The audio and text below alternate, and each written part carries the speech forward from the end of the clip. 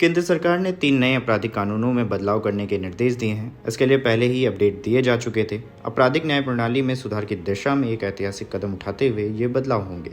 भारतीय न्याय संहिता, भारतीय नागरिक सुरक्षा संहिता और भारतीय साक्ष्य अधिनियम 1 जुलाई से प्रभावित होंगे। 23 फरवरी को जारी किए गए इस नोटिफिकेशन के बाद अब वर्तमान में लागू ब्रिटिश काल के ये कानून निर्धारित तारीख से खत्म हो जाएंगे।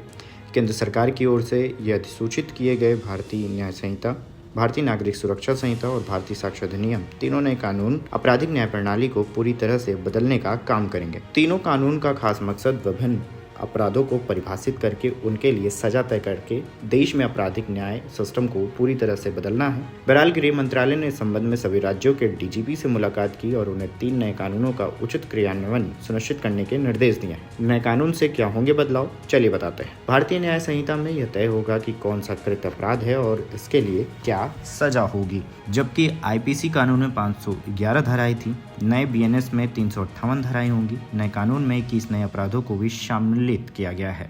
सीआरपीसी में 484 धाराएं थी, जबकि भारतीय नागरिक सुरक्षा संहिता में 531 धाराएं होंगी। नए कानून में सीआरपीसी की 177 धाराओं को बदला गया है और नई 9 धाराएं जोड़ी गई हैं। नए कानून को लाते हुए 14 धाराएं समाप्त भी की गई हैं। गिरफ्तारी, जांच और मुकदमा चलाने आदि की प्रक्रिया सीआरपीसी में होती है। ऐसे में अब से कम 7 साल की सजा वाले अपराधों के लिए फॉरेंसिक जांच अनिवार्य किया गया है, जिससे ये सुनिश्चित होगा कि फॉरेंसिक विशेषज्ञ अपराध स्थलों पर साक्ष्य एकत्रित करें और रिकॉर्ड कर सकें। मुकदमा में सबूतों को कैसे साबित किया जाएगा, बयान कैसे दर्ज होंगे, यह सब अब भारतीय साक्ष्य अधिनियम के तहत 170 धाराओं के तहत ही होगा। नए कानून लाने में 24 धाराओं में बदलाव किया गया है। 2 नई धाराएं भी साक्ष्य अधिनियम में जोड़ी गई हैं।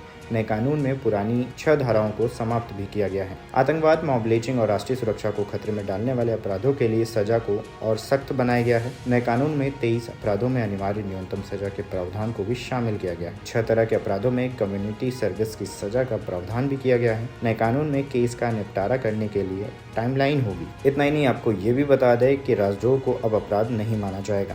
नए कानून की धारा 150 के तहत नया अपराध जोड़ा गया है, जिसके तहत भारत से अलग होने वाले, पृथकवादी भावना रखने वाले, भारत की एकता एवं संप्रभुता को खतरा पहुंचाने वाले को अपराध बताया गया है। यह देशद्रोह का अपराध होगा।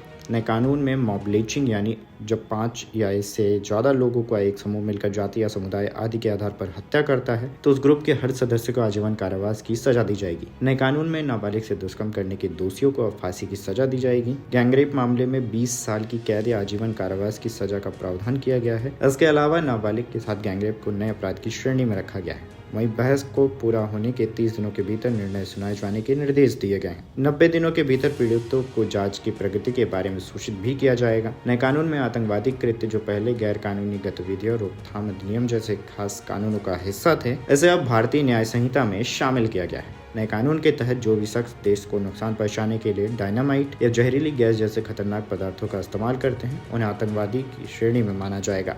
इसके साथ ही संगठित अपराध, अपहरण, पॉकेटमारी जैसे छोटे संगठित अपराधों पर भी नकेल कसने का प्रावधान नए कानून में किया गया है। बहरहाल ये जानकारी आपको कैसी लगी, हमें कमेंट करके जरूर बताएं। देश दुनिया की तमाम ऐसी खबरों के लिए इन खबर को फॉलो कर लें।